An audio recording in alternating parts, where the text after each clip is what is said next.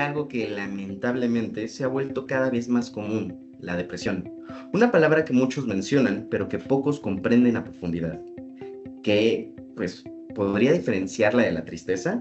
¿Cuándo deberíamos preocuparnos y buscar ayuda profesional?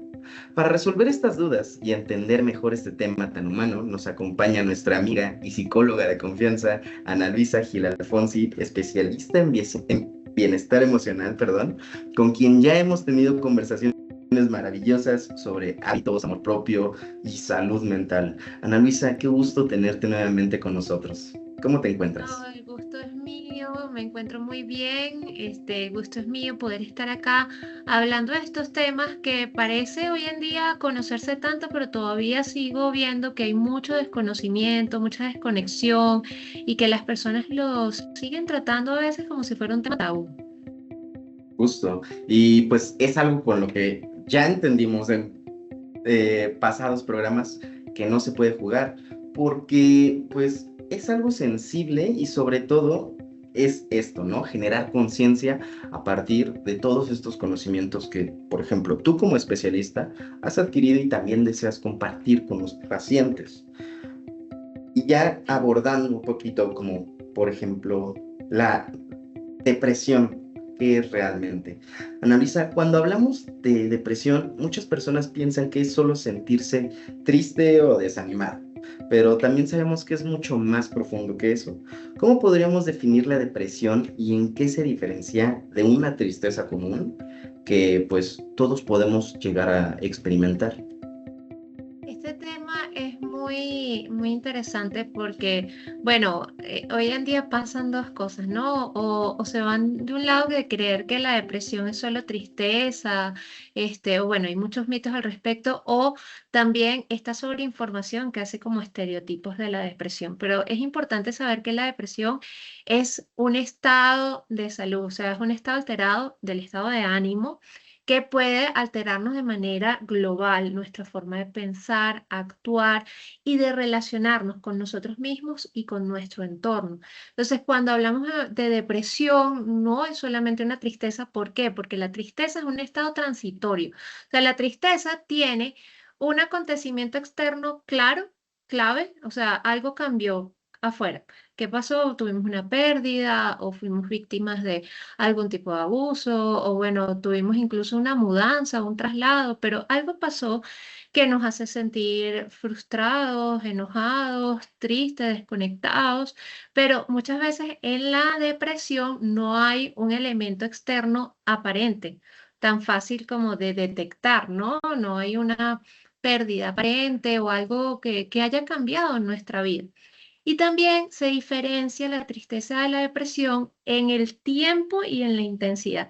La tristeza por lo general suele ser, como dije antes, transitoria, 2 semanas y no tiene una intensidad tan fuerte. Tal vez al momento sí sientes una emoción muy fuerte, pero esta se va aliviando con los días y vas consiguiendo una actividad y vas haciendo tus actividades y vas consiguiendo, digamos, distraerte en día tras día en otro tipo de actividades.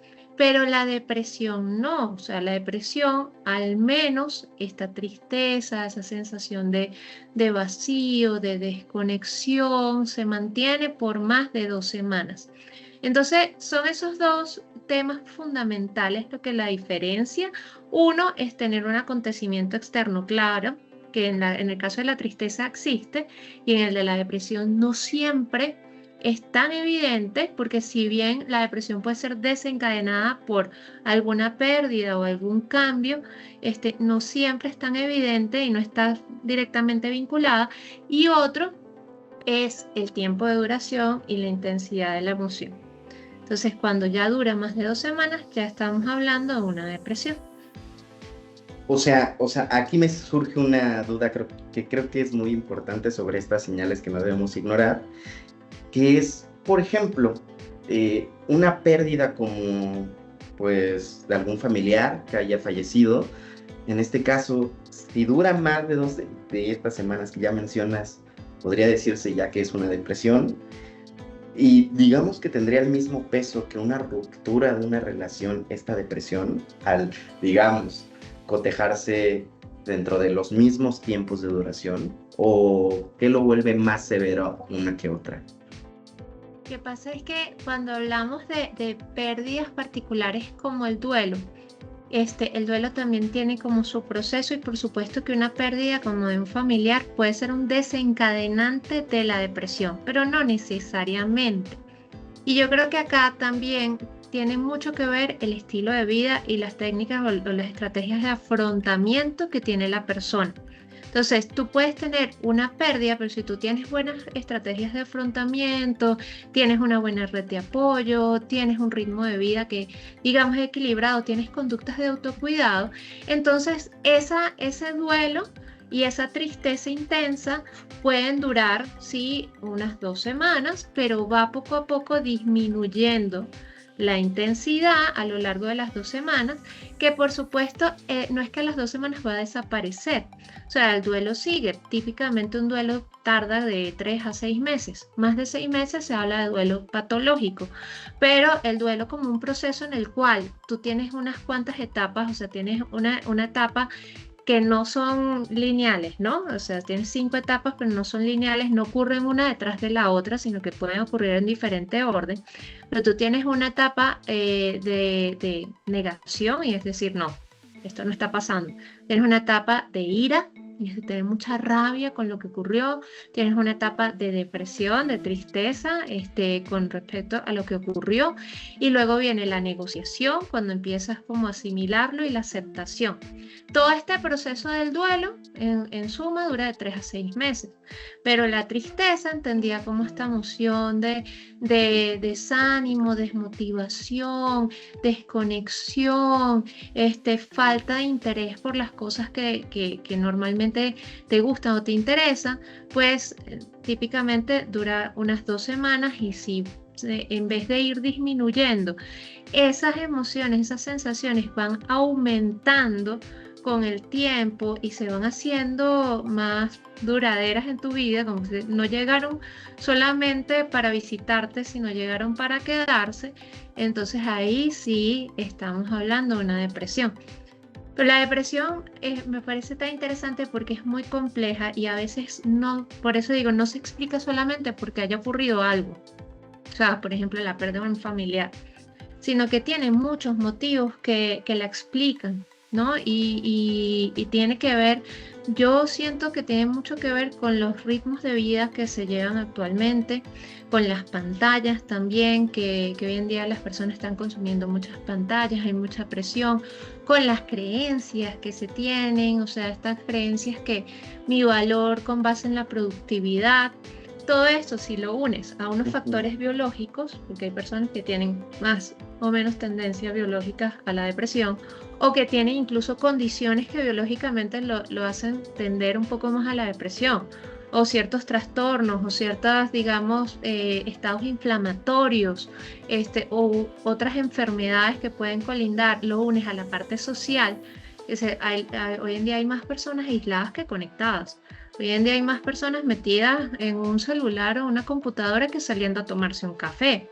Entonces, eso, si unes la biología con la parte social y con la parte de los hábitos que hace esa persona en el día a día para cuidarse, o sea, cada vez hay más sedentarismo, menos actividad física, menos conductas de autocuidado. Entonces, y de repente ocurre un acontecimiento externo, detona todo esto.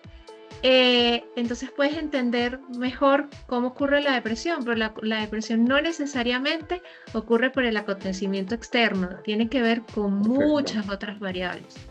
Vale, entonces terminaría siendo como este cúmulo de cosas que vamos cargando y que al final, pues bueno, si no las trabajamos, si no tenemos este detox que siempre estamos tratando de inducir en nuestros pacientes, pues no se va a lograr nada. Y ahora pasando un poquito al tema de los mitos y las realidades, Ana, aún existen muchos de ellos. Entonces, acerca de la depresión y sobre cómo se considera, si puede llegar a ser falta de voluntad o que uno no puede salir de eso pues con buena actitud, pues ¿qué tan dañinos pueden ser estos mitos y qué deberíamos entender realmente sobre la naturaleza de la depresión. Pueden ser muy dañinos porque la depresión muchas personas hoy en día todavía no lo entienden como una enfermedad real. Y es que el cerebro sufre y tiene cambios cuando una persona está en un estado depresivo. Y es que los sistemas de la dopamina y de la serotonina están alterados. Entonces, por lo general, las personas que tienen depresión tienen mucho menos de estos de dos neurotransmisores que tenemos acá y también tienen otras alteraciones fisiológicas. Entonces, no es simplemente que es que la persona no quiere salir adelante, es que no le mete ganas, es que tiene flojera, es que no tiene la actitud. No, es que esa persona, por muchos factores que los ¿No? dijimos anteriormente, biológicos, sociales, emocionales, este, está actualmente involucrada, o sea, tiene una afectación a nivel biológico y eso también explica sus cambios a nivel de la conducta, el pensamiento, las emociones. Entonces, es muy importante que entendamos esto como una enfermedad, así como cualquier otra. Así como podemos entender al diabético que se le baja el azúcar y podemos entender al hipertenso que se le sube la tensión, tenemos que entender a una persona con depresión que tiene los neurotransmisores afectados y todos esos sistemas afectados. Entonces, si lo entendemos desde ese punto de vista y lo normalizamos como otra enfermedad más, donde otro de nuestros órganos está involucrado, podemos alejarnos de esos mitos y podemos acercarnos sin la barrera del mito, ¿no? Y sin hacer que la otra persona se sienta culpable, porque los mitos hacen que la otra persona se sienta más culpable. O sea, no, es que es flojo, es que no quiere salir adelante. O tú, ¿por qué estás así si lo tienes todo? Entonces, Y imagina. justo, también es esta parte de no por entenderlo significa que uno sepa qué puede hacer con ello, ¿no?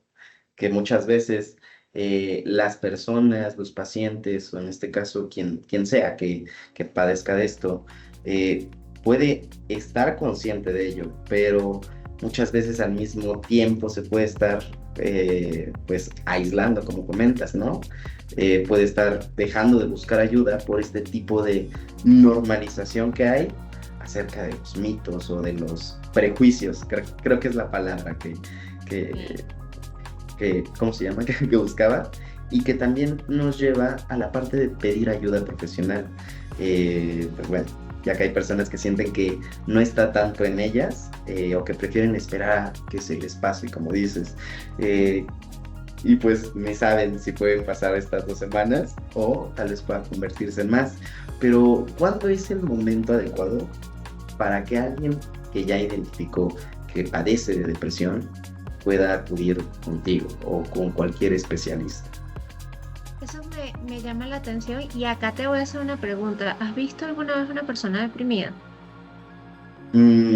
Sí, sí, sí, Mm, sí. ¿Cómo la veías? Son personas apagadas, creo yo. También creo que son personas que suelen ser iracundas, como comentabas en un principio, que en todo momento están de malas, que están buscando, pues, desquitar algún enojo con alguien y pues empiezan a volverse como el vampiro energético, ¿sabes? También, creo yo. Ajá. Sí, te lo pregunto porque típicamente, o sea, yo hablo de la depresión típica y la depresión funcional. O sea, hay personas que están deprimidas y nosotros no las vemos deprimidas, no lo notamos, porque lo que no sabemos que es una depresión es lo que conocemos típicamente y lo podemos identificar, es como, bueno, está iracundo o reacciona de manera desproporcionada a cosas pequeñas o también no se para de la cama, quiere dormir todo el tiempo o no quiere comer o no tiene motivación de hacer nada, está aislado. Pero también hay una depresión sonriente, o sea, hay una depresión de esa persona que sigue siendo total y completamente adaptativo, funcional, que tú no lo ves. Y es por lo general, los que te dicen que andan en automático. Y esto es como súper importante porque para mí la depresión es una desconexión también de sí mismo y del entorno. O sea, cuando tú sientes que te has desconectado de ti, de tu esencia, de lo que te gusta, lo que te mantiene, lo que te ha definido y también lo que te define en tu entorno y lo que te ha mantenido, es como cuando podemos notar que hay una desconexión. Entonces, esta depresión funcional, y yo creo que este mensaje es más que todo, tal vez no para las personas con depresión típica, ¿no? Porque en Ujú. ellas tal vez personas que los acompañan, que los conocen, es más fácil de detectar y ya saben que con estos síntomas y signos pueden buscar ayuda. Pero en los funcionales que siguen trabajando, que siguen yendo a reuniones sociales, que se siguen sonriendo, etcétera, es como poder ver un poco más allá. Y el llamado es ver, los que lo acompañan, es ver si tiene algún cambio significativo, si sea en el apetito, en el sueño o en la forma como percibe y ve la vida, de alguna u otra manera que te lo diga. Este, por ejemplo, no le veo sentido a la vida, o no sé por qué estoy haciendo lo que hago, o los días se me hacen muy largos, muy pesados, o siento que estoy andando en automático, pero no siento nada. O sea, no siento placer, no siento nada con lo que estoy haciendo. Esos son unos signos, unos síntomas ahí que están, que vale la pena ponerle atención y decir, hey, puede ser que esa falta de sentido, ese vacío que sientes, aunque sea de vez en cuando que me lo estés mencionando, hay que ponerle la lupa.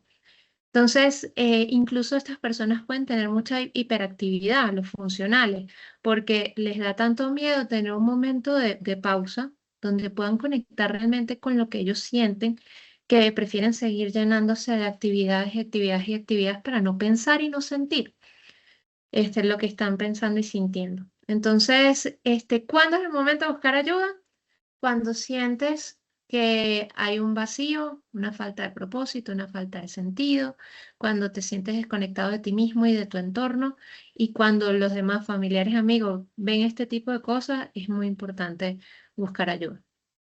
Entonces, sí podríamos como plasmar, digamos, o ¿cómo se podría decir? Ilustrar con estos dos ejemplos, el de la depresión típica y el paciente tal vez con depresión funcional, que yo, por ejemplo, noto que hay una irritabilidad más grande en estos pacientes funcionales, por lo mismo de que se están llenando de tareas, se están llenando de pendientes, y justamente eso como que los aísla al mismo tiempo y también los hace esquivar cierta resonancia afectiva que tienen, pues de por medio, Sí, ¿no? sí, sí, Y, sí, total. y justamente creo que de ahí también viene la parte del apoyo, que en la parte del apoyo están todas estas personas que nos rodean, que pues bueno, tanto como nosotros podemos, o bueno, sí, nosotros podemos identificar una depresión o en nosotros o externa, creo que también está el empatizar, ¿no? El acompañamiento. Porque ¿cómo se puede brindar ese apoyo? Siendo consciente, sin juzgar y obviamente más bien, sin estar minimizando lo que siente esa persona. Eso es muy importante lo que acabas de decir, no minimizarlo, ¿no? Y no caer en los mitos, etcétera, porque eso solo va a hacer que la otra persona se sienta peor. El Ujú. apoyo más sincero y el principal es la permanencia. O sea, la permanencia da vínculo, da seguridad. Esa seguridad afectiva también es una base para que la persona se vaya recuperando. Entonces, no desaparecer porque no sabemos qué hacer con el otro, ¿no? Y nos incomoda que el otro esté mal, sino simplemente estar allí, o sea, tener la suficiente, digamos, fuerza para permanecer. Permanecer y no desde el querer reparar, ni desde el querer sanar, ni desde el afán de que la otra persona esté bien pronto, sino permanecer simplemente en la compañía, acompañando al otro en su proceso. Entonces se le puede decir cosas como, no estás solo, estoy acá, te entiendo, entiendo tu dolor y listo. No tienen que hacer grandes cosas realmente las personas, porque al final un padre, un amigo no es un terapeuta. Entonces, déjenle esa parte al terapeuta de Ujú. entender, comprender, procesar traumas, experiencias, creencias y los amigos y familiares que permanezcan exentos de juicios. Porque también aquí me entra una duda. El paciente con depresión, ¿qué tan propenso es a, pues, no sé, simbiotizarse con los demás, ¿sabes? A el empezar a atrapar dentro de esa depresión a las personas que tiene a su alrededor. ¿Qué tanto se puede llegar a contagiar? Bueno, gracias a Dios no es viral, entonces Bueno, no, porque o si sea no que eso genera tendríamos estragos. una pandemia increíble, porque yo creo que lo que contagia no es tener una persona deprimida al lado, es tal vez adoptar estilos de vida y creencias de esa persona. O sea, si sabemos mantener los límites y mantener el límite de eso es lo que esta persona cree o piensa de la vida y no es lo que yo creo y pienso, podemos estar junto a ella o él sin que haya ningún problema o contagio en este sentido. Entonces, y es importante permanecer, o sea, sí, permanecer con límites emocionales, porque entiendo tu pregunta y entiendo el tema de que a uno también le afecta. Claro que te afecta que un familiar esté deprimido, sobre todo alguien muy cercano, que un amigo, y tú quisieras que esa persona estuviera bien y sobre todo quisieras que no te pusiera en la misma sintonía, ¿no? Y de alguna manera, ver ese otro deprimido te va a poner triste. Pero eso, que sea solo tristeza, que sea pasajera y que tú tengas estrategias para afrontarlo de manera tal que esa depresión no te absorba, pero tú puedas seguir estando presente para el otro. Y creo que también una de las frases más duras que se suele llegar a escuchar en pacientes con depresión es, ya nada tiene sentido, ¿no? Entonces, ¿cómo puede una persona volver a conectar con ese sentido de vida? ¿Cómo puede encontrar con pequeñas acciones o, no sé, en este cambio de hábitos que tú tanto pues promueves, el recuperar este brillo que está perdiendo? Eso me gusta mucho porque una vez tuve una paciente que dijo, una paciente, no, una edad joven, una vida que tú aparentemente desde afuera dirías, pues todo está bien. O sea, tiene trabajo, pues amistades, vivienda, no falta nada, es lo que tú dices, y no ha pasado nada. O sea, como que no había perdido a alguien recientemente, o tenía una ruptura amorosa o, o perdido un trabajo.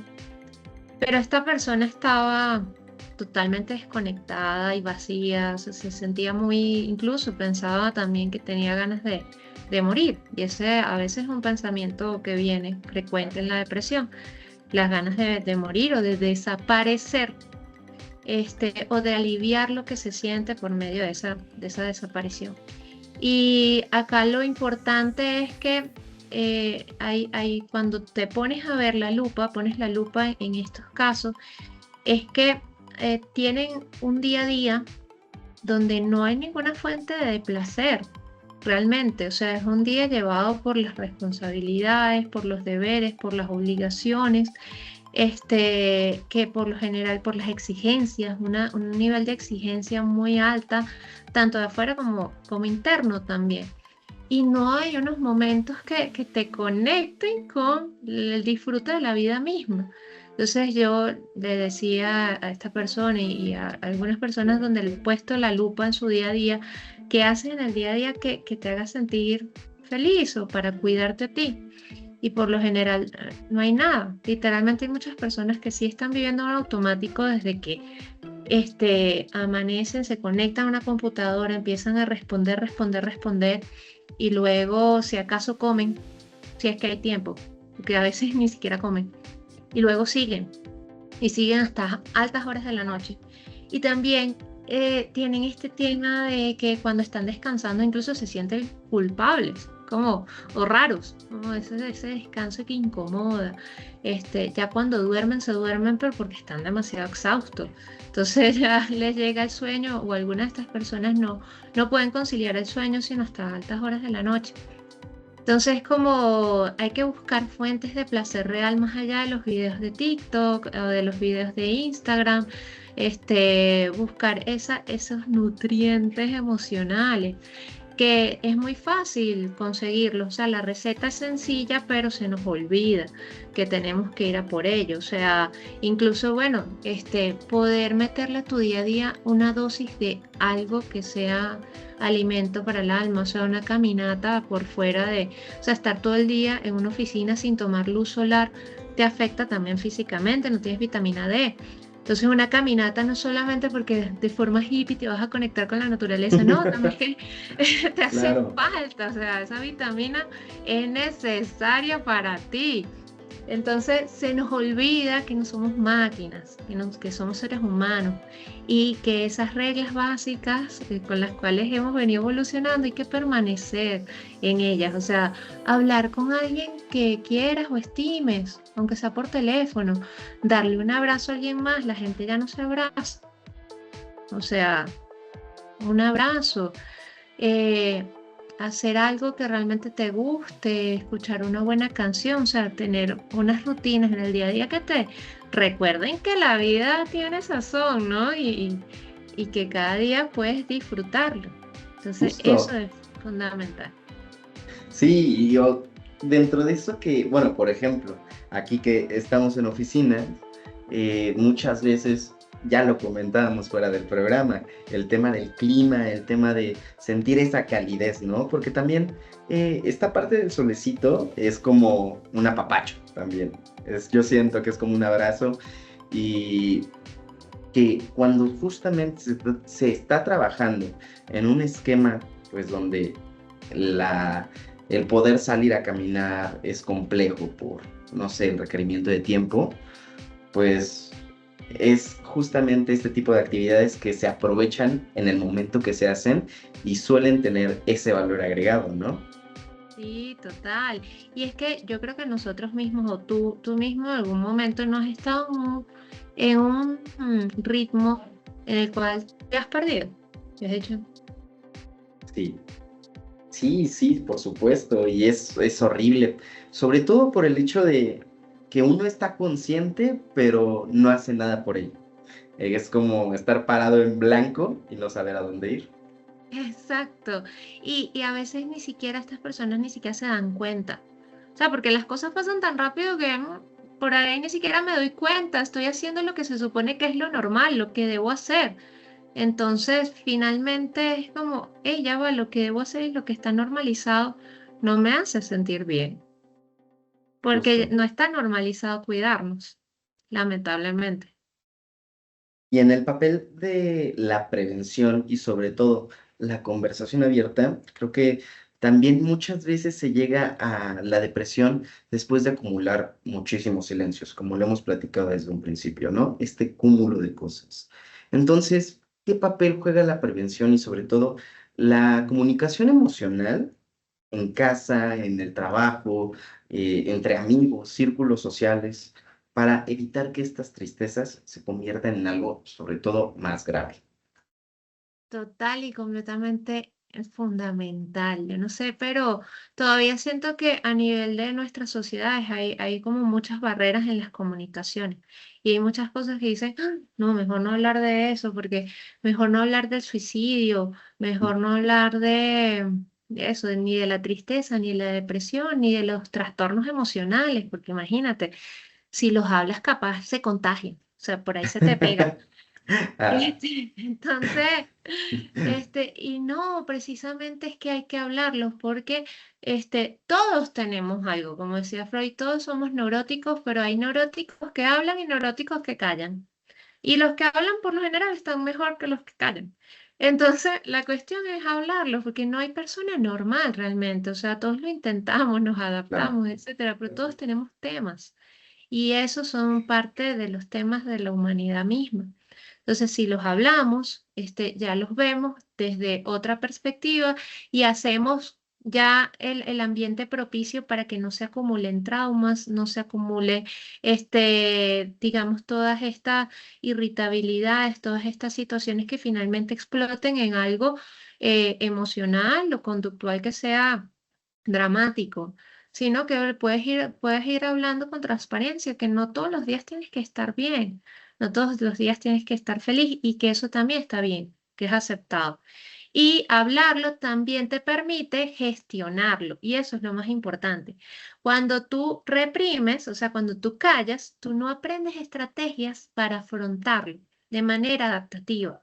Entonces, claro, eso se va acumulando y ahí es cuando empiezas a ver, por ejemplo, que el cuerpo habla lo que la mente calla. O sea, el cuerpo se empieza a tensionar o empiezan a haber dolores crónicos, dolores de cabeza, migrañas, con dolores gástricos.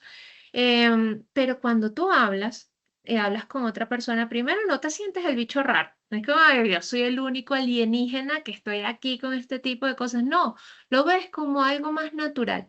Y también aprendes a afrontarlo de esa manera y puedes poner cada cosa en orden, en su lugar y darle perspectiva a lo que te está ocurriendo. Entonces, cuando callas, las cosas crecen dentro de ti. Cuando callas, es como ese problema que tal vez podría ser más pequeño, va creciendo, esas emociones van creciendo y se van haciendo más abrumadoras. Cuando las hablas, eso lo ves como algo más natural, llevadero y vas entrenando estrategias para afrontarlo de una mejor manera, más adaptativa. Entonces, hablar es Sí. fundamental.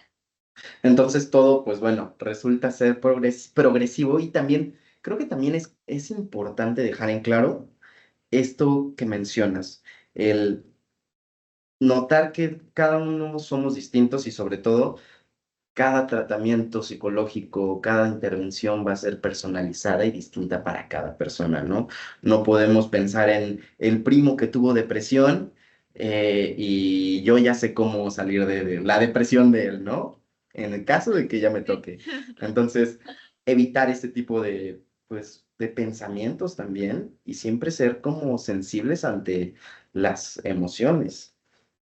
Y bueno, Claro, y lo que dices en ese caso es que, por ejemplo, en la psicología tampoco hay recetas, ¿no? Cada paciente tú lo abordas diferente. Y es muy gracioso porque tengo unos amigos que los dos son mis pacientes, uno tras el otro, y uno le decía al otro, y que, ¿tú cómo te sientes cuando sales de terapia? Y uno le decía, yo me siento muy descargado, tranquilo, feliz, y el otro, no, yo me siento más cargado, como cansado. Y yo le dije, es que ustedes son dos mundos aparte y tienen dos son los estrategias, opuestos. o sea, yo con cada uno trabajo cosas bien distintas, aunque sean similares aparentemente, trabajo cosas muy distintas y también el feeling con respecto a la terapia cambia. Y lo mismo pasa con la depresión, porque tu primo, tu mamá, tu papá hayan tenido depresión, eso no significa que tú la vayas a tener, o que si la tienes, que el resultado vaya a ser el mismo. Cada camino es totalmente diferente. Súper. Y pues bueno, para cerrar me gustaría que continuaras, bueno, con esta parte que estás manteniendo de cada persona es diferente, sobre todo para aquellas personas que necesitan ese mensaje esperanzador, pues también que necesitan entender que pues hay alternativas que todavía pueden seguir manteniendo fuerzas y que sobre todo hay salida de ello, ¿no? ¿Qué les recomiendas? ¿A qué los invitas? Bueno, los invito primero a darse permiso de sentir, porque aunque en este momento sientan vacío, falta de placer, aunque sientan que no sienten nada, pueden volver a sentir. Y es que eso es parte de la vida. Se nos olvida que también la vida es un yin yang. O sea, no todo va a ser bueno o malo, así como el día es día-noche, así como después de estar, digamos, todo el día ocupados, también necesitamos descanso. este, los momentos tristes de la vida son normales, las pérdidas, las fallas, y verlos con más normalidad y con menos catástrofes es lo que nos va a hacer también tener un afrontamiento digamos, adaptativo para ese tipo de situaciones. Entonces, primero, ver qué es lo que les está ocurriendo, no es algo de otro planeta, es normal. O sea, la depresión seguramente se siente muy incómoda, pero pueden salir de eso. Pueden aprender, el cerebro tiene una plasticidad increíble, entonces su cerebro se puede con un poco de ayuda, en los casos más severos con ayuda farmacológica, en otros simplemente con cambio de hábitos y de perspectiva, ese cerebro se tiende a reequilibrar y entonces ese placer vuelve. Entonces, que se den la oportunidad, el permiso de sentir y de conectar con lo que les gusta, con lo que los construye, con lo que les da sentido. Así sea, mira, es que a mí me encantaba de chiquito escuchar la radio, en la radio partidos de fútbol. Escucha en la radio partidos de fútbol. Vete a comer un helado. ¿Qué importa si estás gorda, flaca, sorda, muda? Eso no importa. Y no seas testaruda. Cómete tu helado. Tienes 5 años que no ves a una amiga. Pues planea aunque sea una conversación con tu amiga. Es decir, hazlo simple. Los primeros acercamientos al placer te van a hacer ver que existe la manera. Y luego, con cada una de estas acciones, tu cerebro se va a ir reequilibrando y vas a llegar a un punto otra vez en el que esa vida donde no ibas en automático, sino que tenías más sentido, más propósito, donde ibas con más ánimo, etcétera, va a volver. Entonces, como darle el permiso al placer. Me encanta porque siempre como en este tipo de programas que hemos tenido, es como una guía, ¿sabes? Una guía para la reconexión propia. Y creo que sin duda en este episodio, pues bueno, nos has dado herramientas indiscutiblemente buenas que sí o sí los pacientes o las personas que nos escuchan deben de aprovechar, porque pues creo que el progreso depende de ello, ¿no? Del buen consejo o del consejo oportuno y sobre todo de tomar cartas en el asunto, que como solo repetirlo siempre, no nos vamos a cansar aquí de repetirlo, que la salud es primero.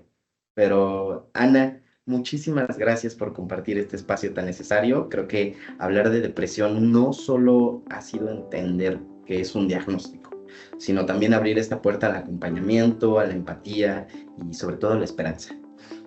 También a todos aquellos que nos escuchan, pues recuerden que pedir ayuda no es un signo de debilidad y pues es un acto de valentía. Y nos encontraremos en el próximo episodio de Salud de Primera, un podcast de Top Doctors. Ana, algo que gustes mencionar, sobre todo agradecerte una vez más. Sí, sí, que todas estas personas también recuerden que sí valen, que son valiosas y que estar pasando por un episodio de depresión no les quita valor en absoluto. Al contrario, está alimentando su narrativa y la forma como alimenta sus estrategias para afrontar los diferentes desafíos de la vida. Y gracias otra vez por esta invitación siempre tan valiosa. Perfecto, pues ya nos estarán escuchando y viendo en una siguiente transmisión, donde seguiremos cuidando pues de lo más importante, que es su salud, perdón, y sobre todo el bienestar. Hasta la próxima.